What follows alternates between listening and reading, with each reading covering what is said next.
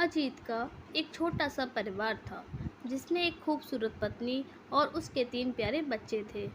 उसकी पत्नी और बच्चे हर हाल में खुश थे, लेकिन अजीत उन्हें ज़िंदगी के सारे ऐशो आराम देना चाहता था और इसके लिए वह प्रतिदिन 18 घंटे से भी अधिक काम किया करता था। दिन भर ऑफिस में काम करने के साथ साथ वह सुबह और शाम ट्यूशन सेंटर में ट्यूशन भी पढ़ाया करता था। वह सुबह सुबह घर से निकल जाता और आधी रात के बाद घर लौटकर आता। बच्चों के लिए उसका चेहरा देखना मुहाल था, क्योंकि सुबह सवेरे उसके घर से निकलते समय बच्चे सोते रहते और देर रात घर में कदम रखने के पहले ही सो चुके होते।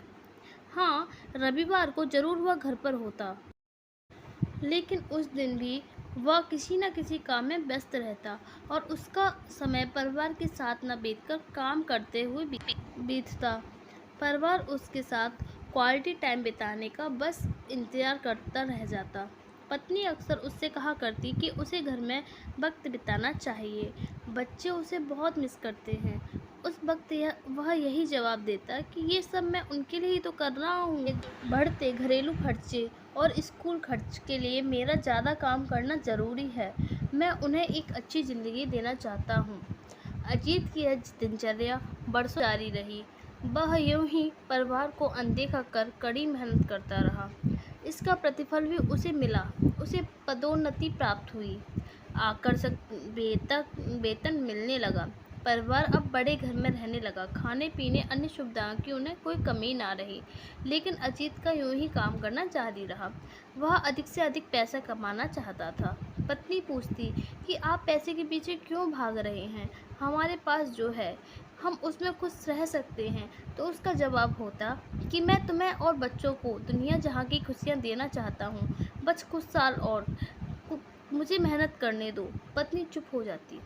कई साल और बीत गए और इन सालों में अजीत बमुश्किल अपने परिवार के साथ समय बिता पाया। बच्चे अपने पिता को देखने, उनसे बात करने को तरस गए। इस बीच एक दिन अजीत की किस्मत खुल गई। उसके दोस्त ने उसे व्यवसाय में हिस्सेदारी की पेशकश की और इस तरह अजीत एक व्यवसायी बन गया। व्यवसाय अच्छा निकला और अजीत को पैसे की कोई कमी नहीं रह गई थी। उसका परिवार अब शहर के सबसे अमीर परिवारों में एक था। उनके पास सभी सुख सुविधाएं विलासिता थी, लेकिन अपने बच्चों से मिलने का समय उसके पास अब नहीं था। अब तो वह मुश्किल घर पर रह पाता। उसका अधिकांश समय शहर से दूर बिजनेस टूर में बीतता। साल गुजरने के साथ उसके बच्चे बड़े हो गए। अब वे किशोर अवस्था में पहुंच गए थे। अजीत ने भी इन सालों में इतना पैसा कमा लिया था कि उसकी अगली 5 पीढ़ियां शानदार जीवन जी सकती थी। एक दिन अजीत के परिवार ने छुट्टी बिताने समुद्र तट स्थित अपने घर जाने की योजना बनाई। बेटी ने उससे पूछा, पापा क्या आप एक दिन हमारे साथ बिताएंगे?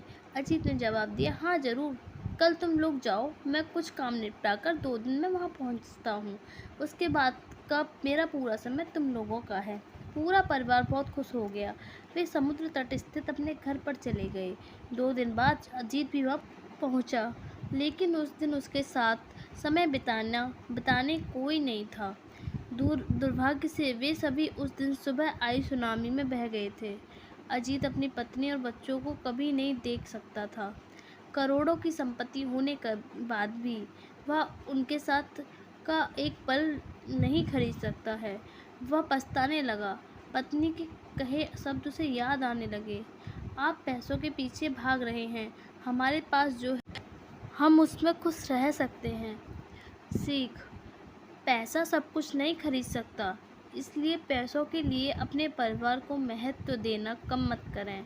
पैसा खो देने के बाद भी फिर से कमाया जा सकता है, लेकिन अपनों को खो देने के बाद दोबारा वापस नहीं पाया जा सकता।